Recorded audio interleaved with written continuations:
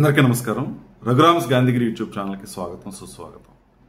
ఈరోజు మనం తీసుకున్నటువంటి అంశం, ఏ మనిషినైనా దహించేటటువంటి అగ్నికణాలు ఏంటి అన్న దాని గురించి ఈరోజు మనం మాట్లాడదాం. దహించడం అంటే శారీరకంగా మనిషి కాలిపోవడం కాదు, మనస్సులో, ఆలోచనలో, ఆత్మలో విపరీతమైనటువంటి కాలిపోయేటటువంటి గుణం ఏంటి, ఏ ఏ గుణాలు మనిషిని దహించేస్తాయి అన్న దాని గురించి ఒకసారి ఆలోచన చేస్తే, కోపం ఇదొక దారుణమైనటువంటి భావోద్వేగం.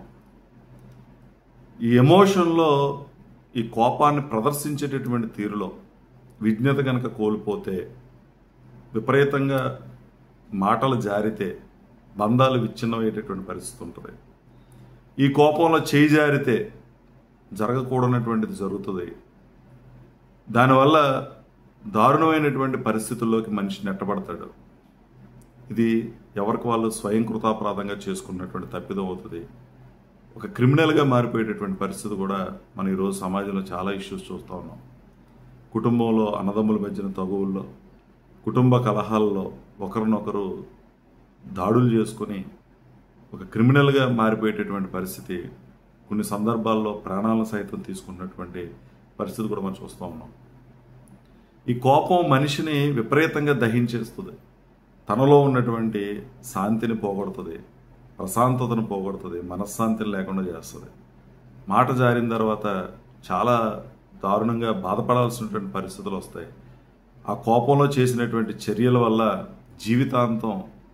జీవితాన్నే కోల్పోయి బాధపడేటువంటి పరిస్థితి కూడా మనం ఈ సమాజంలో చూస్తూ ఉన్నాం.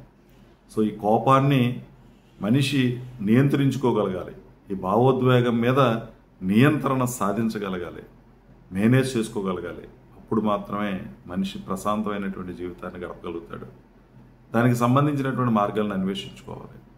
అలాగే ద్వేషం ఎదుటి వ్యక్తి మీద మనకి ఉన్నటువంటి ఒక భావం, ఒక ఒపీనియన్ వల్ల ఆ వ్యక్తి ఏ పని చేసినా సరే మనం దాన్ని మరొక కోణంలో చూసేటటువంటి పరిస్థితి ఉంటుంది.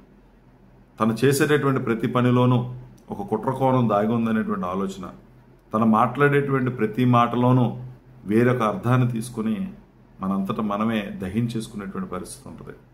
ప్రేమని నశింపజేస్తుంది. సో ఈ ద్వేషం మనిషి ప్రశాంతతని, తన యొక్క ఆనందాన్ని హరించేటటువంటి పరిస్థితి ఉంది. సో ఈ ద్వేషాన్ని తగ్గించుకుని ప్రేమను పంచగలిగితే ఆ మనిషి జీవితం ప్రశాంతంగా, ఆనందంగా ముందుకెళ్ళేటటువంటి పరిస్థితి ఉంటుంది.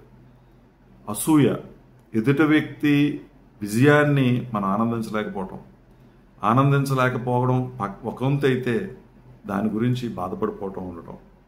నాకెందుకు ఈ విజయం రాలేదు, నాకెందుకు ఈ జీవితం లేదు, వాళ్ళు ఎందుకు అంత బాగున్నారు, నేనెందుకు ఇలా ఉన్నాను అనేటువంటి ఆ పరిస్థితి వస్తుంది. అంటే కంపారిజన్ వల్ల ఈ అసూయ మనిషిని దహించేసేటటువంటి పరిస్థితి ఉంటుంది.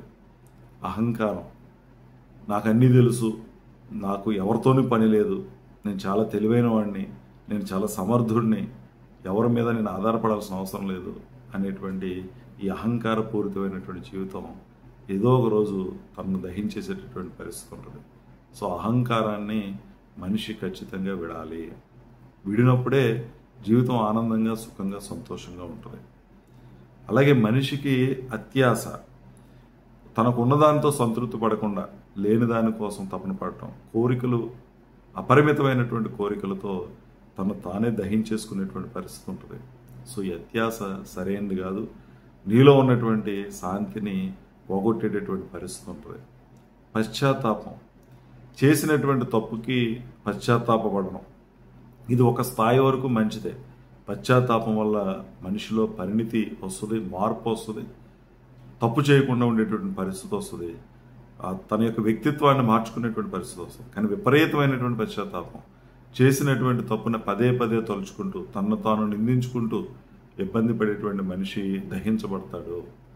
కాబట్టి ఈ గుణాలని, అంటే ఈ ఒక రకంగా ఒక అగ్ని కణాలు, ఈ అగ్ని కణాలని ఎవరైతే తగ్గించుకోగలుగుతారో, కోపాన్ని తగ్గించుకోగలుగుతారో, అసూయ, ద్వేషాలను తగ్గించుకోగలుగుతారో, ఎవరైతే పశ్చాత్తాప పడటం అనేది ఒక స్థాయి వరకు ఉండగలుగుతారో, ఎవరైతే అహంకారపూరితమైనటువంటి జీవితాన్ని కాకుండా నలుగురికి ఉపయోగపడేటువంటి జీవితాన్ని ఏదో ఒకటి కొత్తది నేర్చుకోవాలనేటువంటి ప్రయత్నం చేసేటటువంటి వాళ్ళని, ఎంత ఎదిగినా ఒదిగి ఉండేటటువంటి తత్వం ఉన్న వాళ్ళు ఈ సమాజంలో గొప్ప వ్యక్తులుగా కీర్తించబడతారు, తన వ్యక్తిత్వాన్ని పెంపొందించుకుంటారు, అందరికీ ఆదర్శంగా నిలవగలుగుతారు.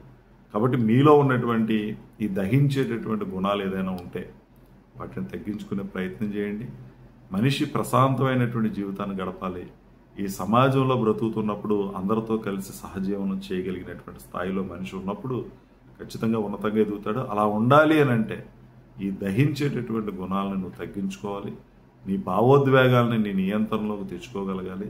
ప్రశాంతమైనటువంటి జీవితం గడపటానికి చక్కటి క్రమశిక్షణ కలిగినటువంటి జీవితం, మంచి ఆలోచనలు, మంచి పనులు, నలుగురికి ఉపయోగపడేటువంటి జీవన విధానం మనం అలవాటు చేసుకోగలిగితే ఖచ్చితంగా ఉన్నతమైనటువంటి వ్యక్తులుగా తయారు కాబడతాం.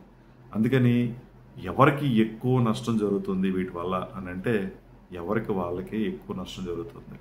మొట్టమొదట ఆ కోపం నిన్నే దహించేస్తుంది, ఆ అసూయ ద్వేషం నిన్నే దహించేస్తుంది. దానివల్ల ఎదుటి వాళ్ళకు వచ్చినటువంటి నష్టం లేదు. వాళ్ళు దాన్ని తీసుకుంటే వాళ్ళు నష్టపోతారు, దాన్ని తీసుకోకపోతే నష్టపోయేది పూర్తిగా ఆ లక్షణాలు ఉన్నటువంటి వ్యక్తే, ఆ గుణాలు ఉన్నటువంటి వ్యక్తే. కాబట్టి వీటిని తగ్గించుకునే ప్రయత్నం చేసి ప్రశాంతమైనటువంటి జీవితాన్ని గడపండి.